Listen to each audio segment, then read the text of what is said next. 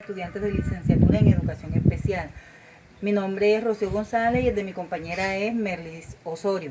Nosotras vamos a hablarles sobre la historia de la geometría. Como a manera de una pequeña introducción, ahí vemos que la geometría fue primero la ciencia de la medida de la extensión. ¿Qué quiere decir esto? Que geo significa tierra y metrón, que significa medir. Lo que se aprendió a medir con los geómetras griegos fue la extensión de una línea recta o curva de una superficie limitada por líneas, por un volumen limitado o por superficies. Ahora vamos a ver lo que es la historia acá de la geometría. Vemos que del griego geo, que significa tierra, y metrein, que significa medir. La geometría es la rama de las matemáticas que se ocupa de las propiedades del espacio en su forma más elemental. La geometría se preocupa de problemas métricos como el cálculo del área y diámetro de figuras planas y de la superficie y volumen de cuerpos sólidos. El origen del término geometría es una descripción precisa del trabajo de los primeros geómetras que se interesaban en problemas como la medida del tamaño de los campos o el trazado de ángulos rectos para las esquinas de los edificios.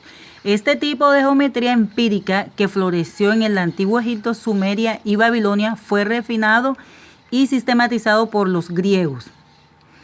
En el siglo VI a.C., el matemático Pitágoras colocó la piedra angular de la geometría científica al mostrar que las diversas leyes arbitrarias e inconexas de la geometría empírica se pueden deducir como conclusiones lógicas de un número limitado de axiomas o postulados. Un ejemplo típico de los postulados desarrollados y aceptados por los matemáticos griegos de la siguiente afirmación. Vemos aquí un pequeño ejemplo donde se ve que una línea recta es la distancia más corta entre dos puntos. El cuadrado de la hipotenusa de un triángulo rectángulo es igual a la suma de los cuadrados de los otros dos lados, conocido como el teorema de Pitágoras.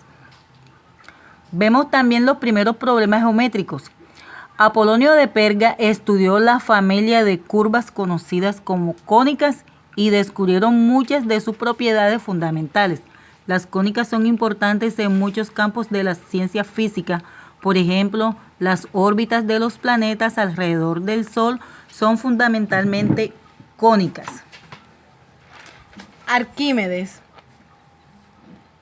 uno de los grandes científicos griegos, hizo un considerable número de aportaciones a la geometría. Inventó formas de medir el área de ciertas figuras, curvas, así como la superficie y el volumen de sólidos limitados por superficies curvas, como paraboloides y cilindros. También elaboró un método para calcular una aproximación del valor de pi, la proporción entre el diámetro y la circunferencia de un círculo. El siguiente paso importante en esta ciencia lo dio el filósofo matemático francés René Descartes con el Tratado del Discurso del Método, publicado en 1637. Este trabajo fraguó una conexión entre la geometría y el álgebra al demostrar cómo aplicar los métodos de una disciplina en la otra. Otro desarrollo importante del siglo XVII fue la investigación de las propiedades de las figuras geométricas que no varían cuando las figuras son proyectadas de un plano a otro. En el siglo XIX, los matemáticos Carl Friedrich Gauss, Nikolai Lobachevsky y Janos Bolyai, trabajando por separado, desarrollaron sistemas coherentes de geometría no euclídea. Estos sistemas aparecieron a partir de los trabajos sobre el llamado postulado paralelo de Euclides, al promover alternativas que generan modelos extraños y no intuitivos de espacio, aunque eso sí, coherentes. Casi al mismo tiempo, el matemático británico Arthur Cayley desarrolló la geometría para espacios con más de 3 dimensiones. Imaginemos que una línea es un espacio unidimensional.